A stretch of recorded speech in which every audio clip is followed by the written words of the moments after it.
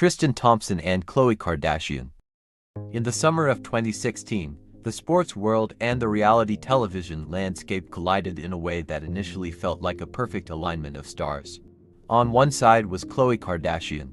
At 32, she was arguably the most relatable anchor of her family's media empire, but her personal life had been defined by a public, deeply painful separation from her ex-husband, Lamar Odom. She was a woman openly searching for stability, a fresh start, and the chance to build a traditional family away from the chaos of her past. On the other side was Tristan Thompson. At 25, the Canadian-born forward for the Cleveland Cavaliers was experiencing the absolute peak of his professional career. He had just helped deliver a historic NBA championship to Cleveland alongside LeBron James. He was young, athletic, wealthy, and possessed a reputation as a hard-working, dependable team player.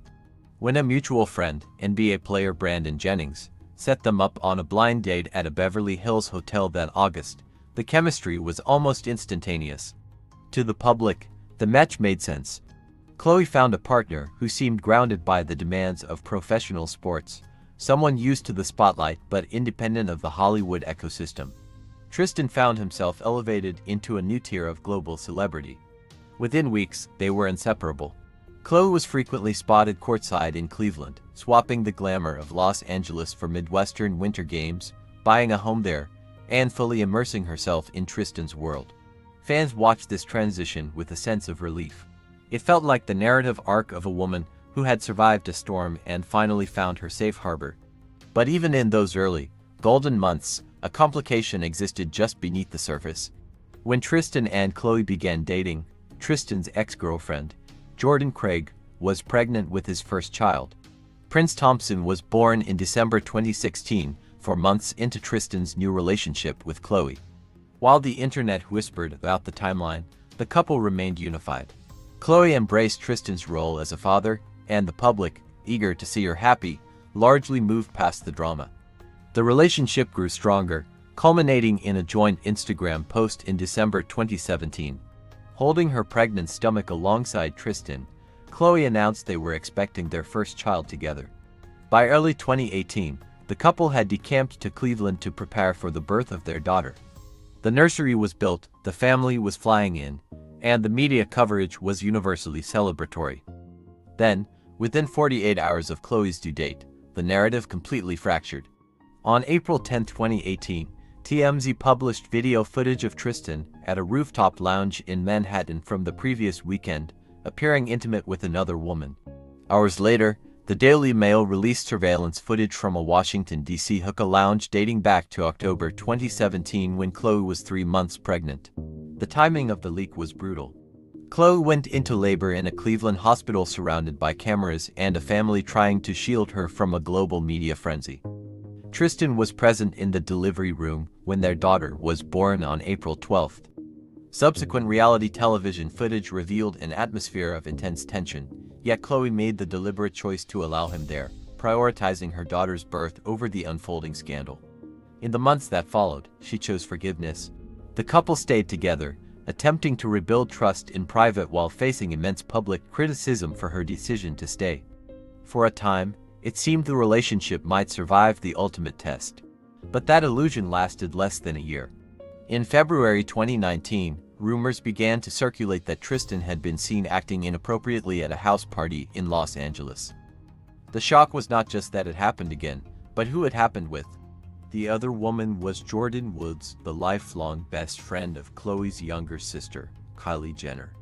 Woods was effectively a member of the Kardashian family, living in Kylie's home and appearing in their media ventures. The revelation transformed a standard tabloid scandal into an existential crisis for the family circle. The public watched the fallout happen in real time. Jordyn Woods appeared on a public talk show to share her side of the story, admitting to an unreciprocated kiss but denying a deeper affair, while Khloé took to social media to place the blame directly on Tristan's actions. The betrayal from within their inner circle was the breaking point. The relationship ended, and Tristan was cast into the role of the ultimate Hollywood antagonist. Yet, time and isolation have a way of blurring boundaries. When the global pandemic hit in early 2020, the former couple found themselves locked down together to co-parent their daughter. Away from the paparazzi, the nightclubs, and the external noise, a quiet reconciliation began. Tristan spent months publicly and privately apologizing, reinforcing his commitment to the family.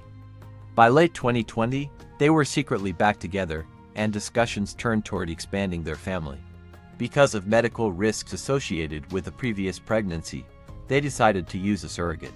By the spring of 2021, the surrogacy process was underway. The couple was looking forward to a second child, and public perception was slowly softening toward the idea that Tristan had finally matured. But the pattern was not broken, it was merely paused. In December 2021, legal documents leaked to the press that would permanently alter the dynamic. A personal trainer named Marley Nichols filed a paternity lawsuit against Tristan in Texas, claiming they had conceived a child together in March 2021. That was the exact weekend Khloe had thrown Tristan a lavish 30th birthday party, and the exact window during which he was actively committing to a future with Khloe. The timeline was devastating. The public soon realized that when the embryo transfer occurred to their surrogate in late November 2021, Tristan already knew about the paternity lawsuit but had kept the information from Khloe. In January 2022, a paternity test confirmed Tristan was the father of Nichols' newborn son. Tristan issued a public apology via his social media, directly addressing Khloe, acknowledging the humiliation he had caused, and stating that she did not deserve the way he had treated her over the years. Their second child, a son named Tatum, was born via surrogate in August 2022. But this time, the romantic chapter of the relationship was definitively closed. Khloe established a strict and yielding boundary. They would be dedicated co-parents, but nothing more. The final shift in their dynamic came not from a scandal, but from a tragedy. In January 2023, Tristan's mother passed away suddenly from a heart attack in Toronto.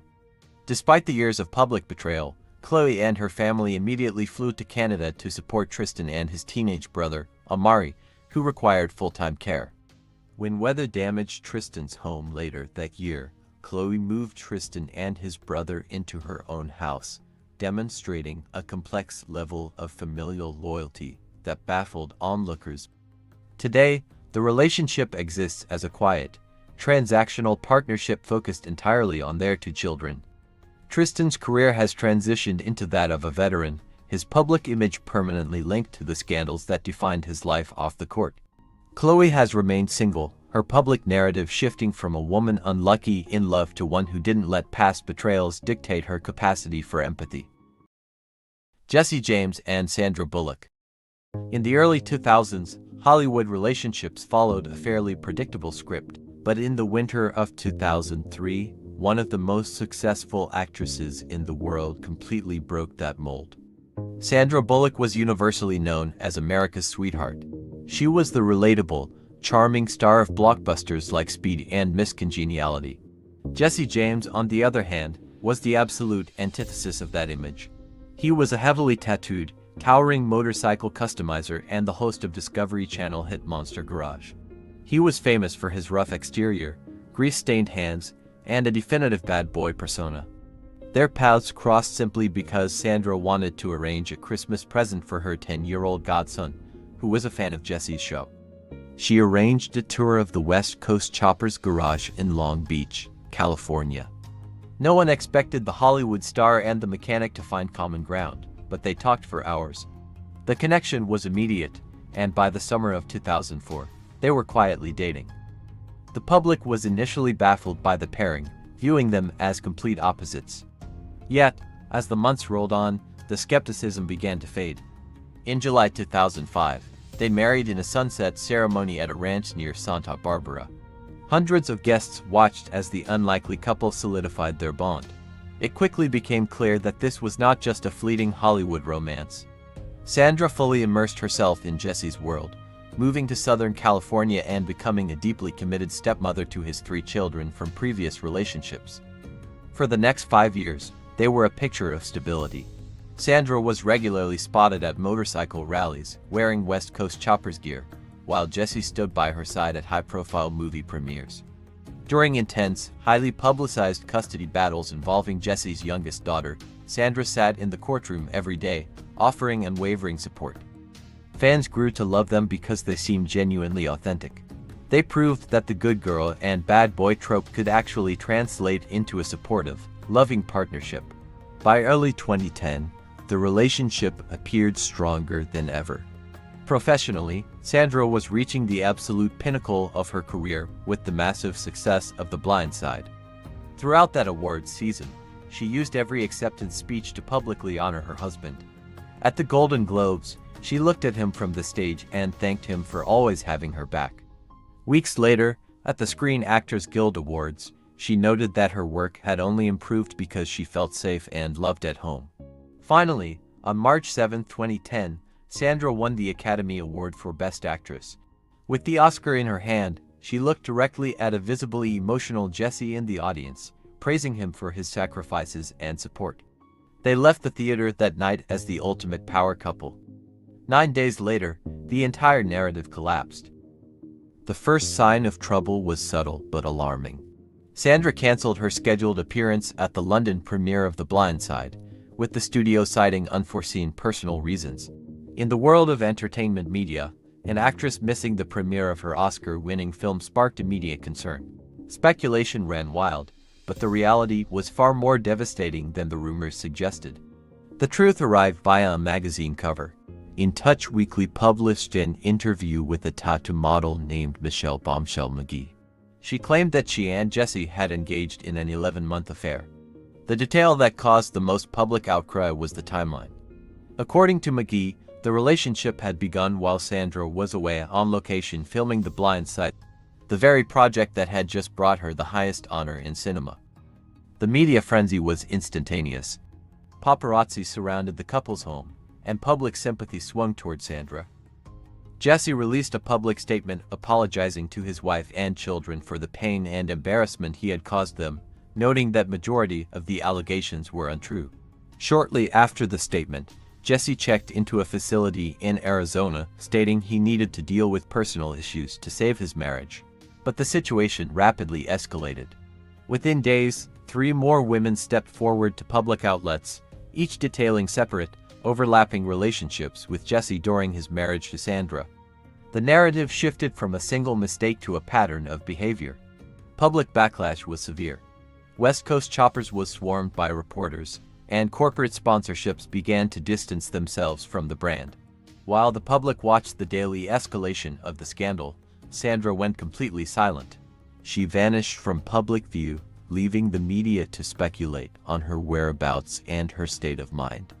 In late April 2010, Sandra broke her silence in an interview with People magazine, delivering a revelation that no one anticipated.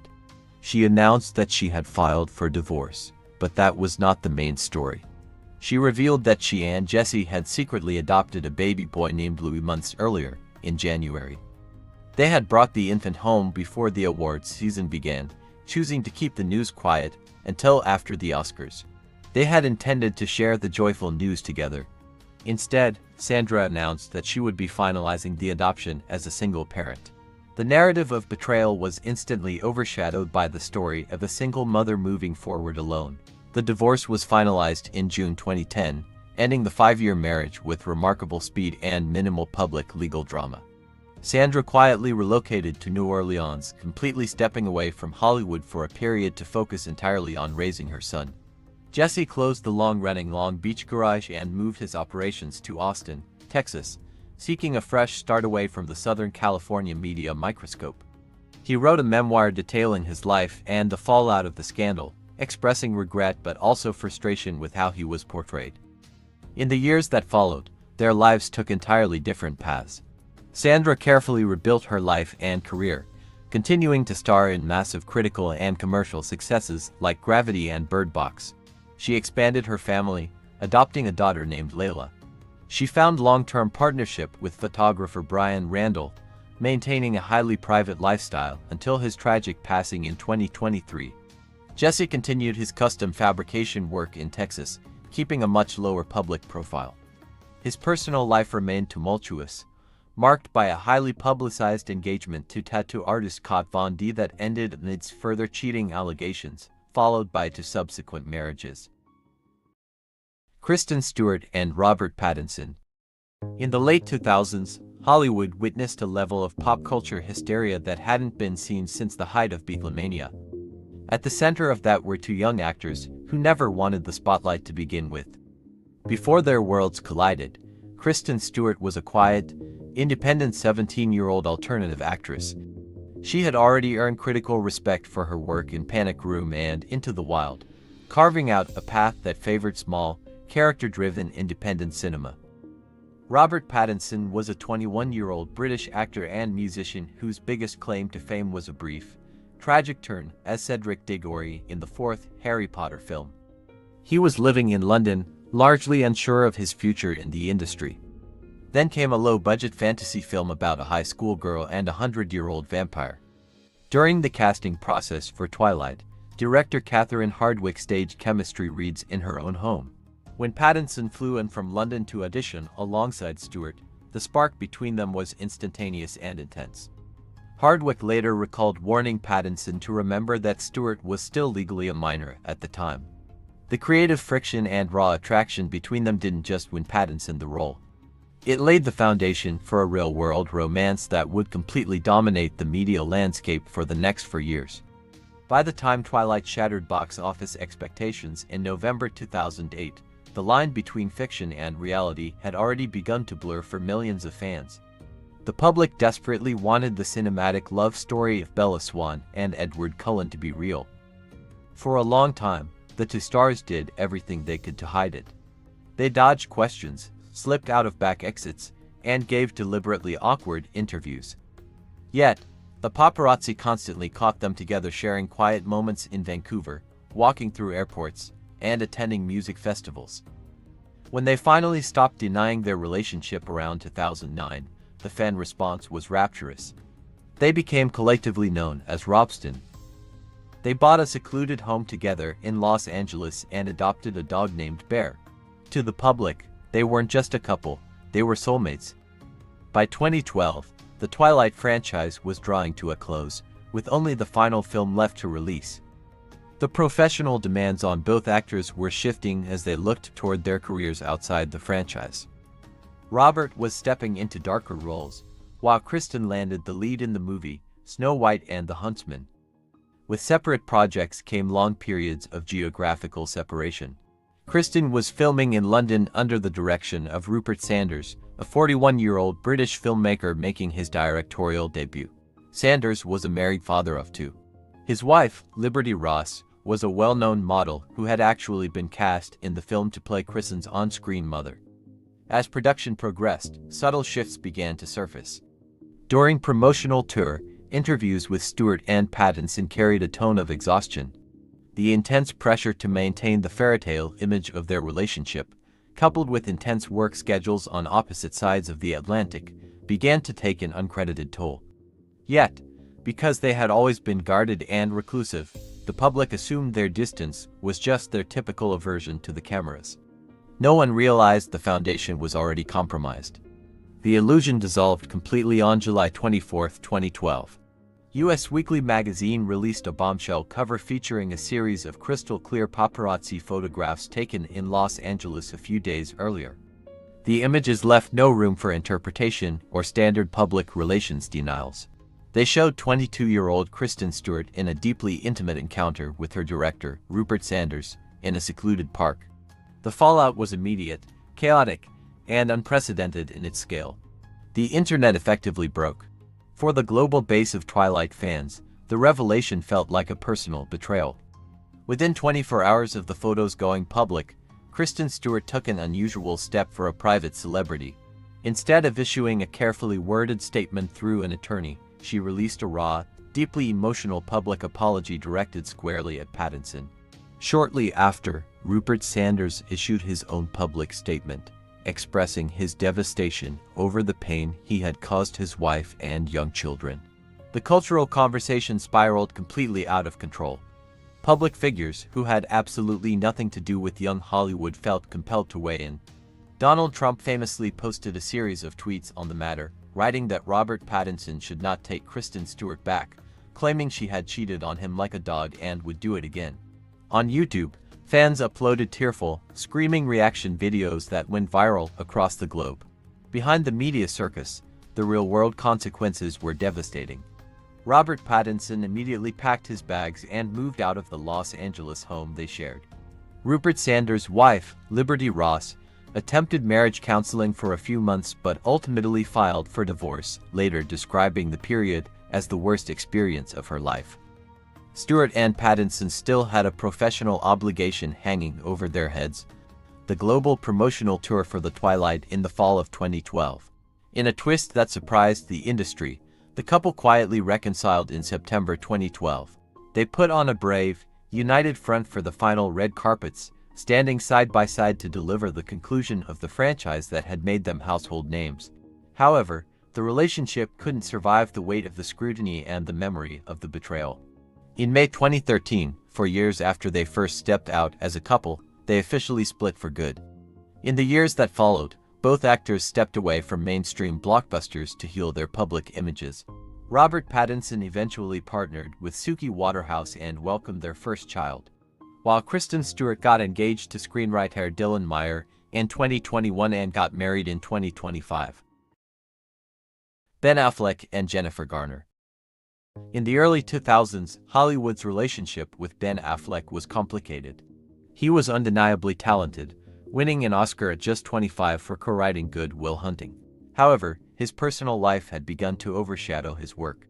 His high-profile engagement to Jennifer Lopez had turned into a media circus, making him a staple of the tabloids. The public saw him as a man losing his grip on his career, trapped in the glare of the paparazzi. Then came Jennifer Garner. She was the star of the hit television show Alias, projecting an image that was the exact opposite of the Hollywood elite. She was seen as wholesome, grounded, and fiercely protective of her normalcy. When their paths crossed, the trajectory of both their lives shifted. They first met in 2000 on the set of the movie Pearl Harbor, though both were in other relationships at the time. It wasn't until they reunited on the set of Daredevil in 2002 that the dynamic between them changed. Affleck would later admit that this was where they fell in love, though they remained just friends publicly while handling their respective breakups. By the summer of 2004, the timing finally aligned, and they made their first public appearance together at a Boston Red Sox game. The public instantly embraced them. For Affleck, the relationship felt like a stabilizing force, and a distraction from the artificial world the media had built around him. For Garner, it was a partnership with an industry heavyweight who clearly adored her. They married in a private, ultra-secret ceremony in Turks and Caicos in June 2005. And at the time, Garner was already pregnant with their first daughter, Violet. 2 more children, Serafina and Samuel, would follow over the next decade. For 10 years, they were Hollywood's golden couple, but not in the traditional sense. They were beloved precisely because they seemed ordinary. The paparazzi didn't capture them on yachts in the south of France.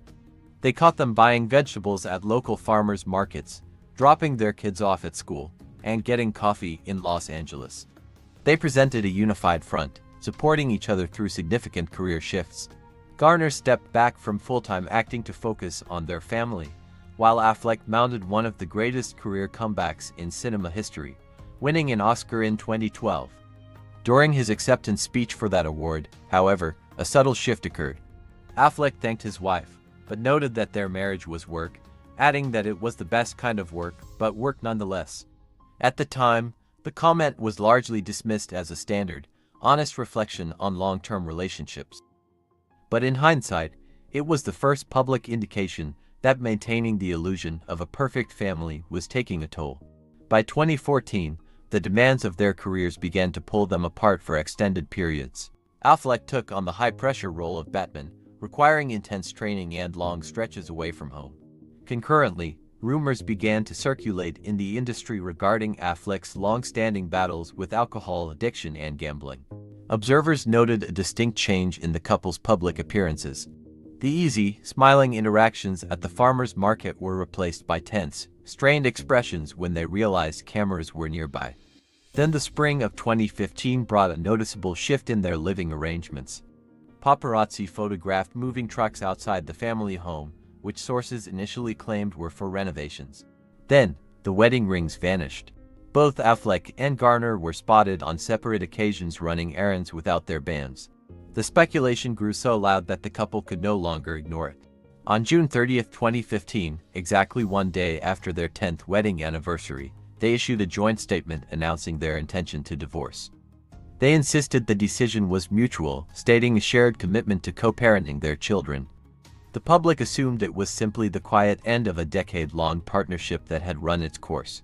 But a month later, the narrative exploded. In late July, reports emerged claiming that the separation wasn't just the result of growing apart, but involved a 28-year-old woman named Christine Ozunian, whom the couple had hired as a nanny for their children earlier that spring.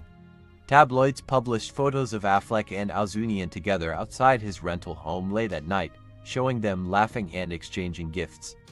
The media frenzy reached a boiling point when a specific piece of evidence surfaced, a photograph taken inside a private jet bound for Las Vegas.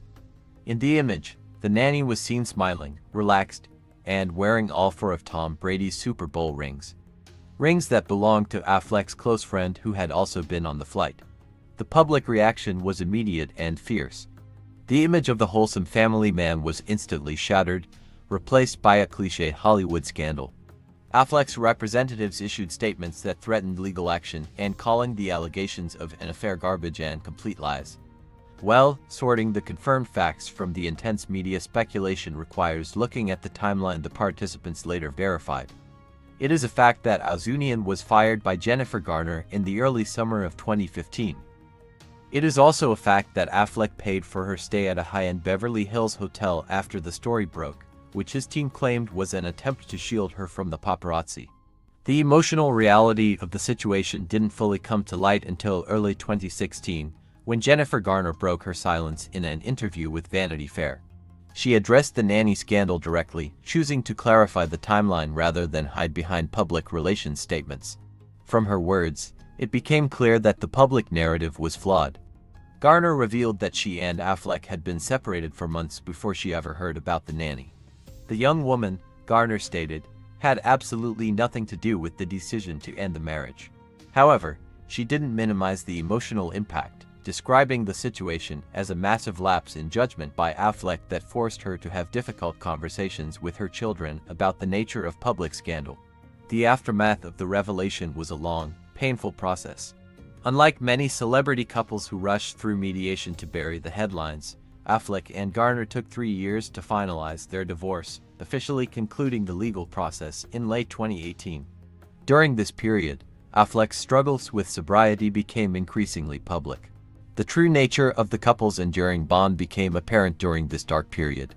In August 2018, Garner was photographed arriving at Affleck's home visually distressed to stage an intervention. She personally drove her ex-husband to a rehab facility in Malibu. From her actions and his subsequent public statements thanking her for her support, it was evident that, while the romantic relationship was entirely over, the foundational commitment to each other as parents and human beings remained intact. In the years that followed, both individuals rebuilt their lives in the public eye. Affleck spoke openly about his deep regret over the pain the divorce caused his family, calling it the biggest regret of his life in a 2020 interview. He eventually reunited with Jennifer Lopez, marrying her in 2022 in a narrative twist that captivated the media, though that relationship also ended when Lopez filed for divorce in 2024. Throughout that turbulent second chapter, Garner remained a consistent, stabilizing presence in the background. Today, Ben Affleck and Jennifer Garner are often cited as a rare example of successful, long-term co-parenting in Hollywood. They live close to one another, share custody smoothly, and are regularly seen attending their children's milestones together without the tension that characterized their final years as a married couple.